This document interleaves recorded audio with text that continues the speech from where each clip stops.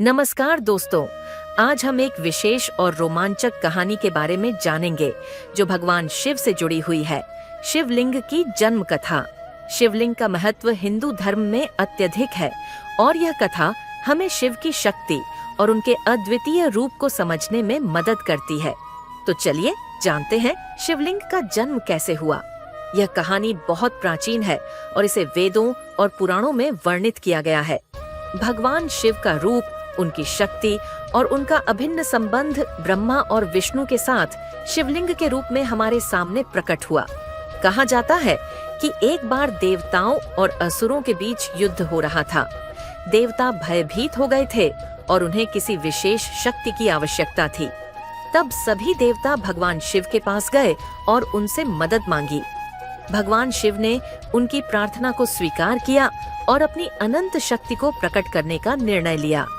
एक दिन अचानक से शिव जी का रूप एक विशाल और अनंत लिंग के रूप में प्रकट हुआ, जो आकाश से लेकर पृथ्वी तक फैला हुआ था।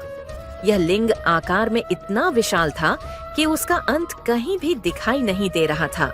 यह लिंग न केवल भगवान शिव के विराट रूप का प्रतीक था, बल्कि यह ब्रह्मा और विष्णु के बीच हो रहे विवाद को सुलझाने का भी एक कारण बना।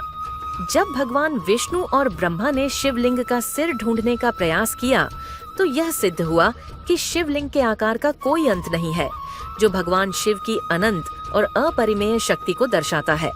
शिवलिंग केवल एक पत्थर का रूप नहीं है, बल्कि यह भगवान शिव की असीम शक्ति, सृजन और विनाश के प्रतीक के रूप में पूजा जाता है। शिवलिंग की पूजा से आत्मिक शांति, सुख, समृद्धि और मोक्ष की प्राप्ति होती है। यह थी शिवलिंग की जन्म कथा।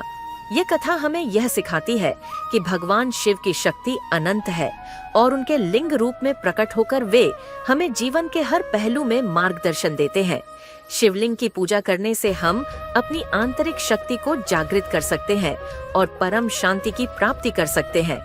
अगर आपको यह वीडियो पसंद आया हो तो कृपया लाइक और सब्सक्राइब करना न भूलें। अपनी प्रतिक्रिया और विचार कमेंट्स में जरूर शेयर करें। धन्यवाद।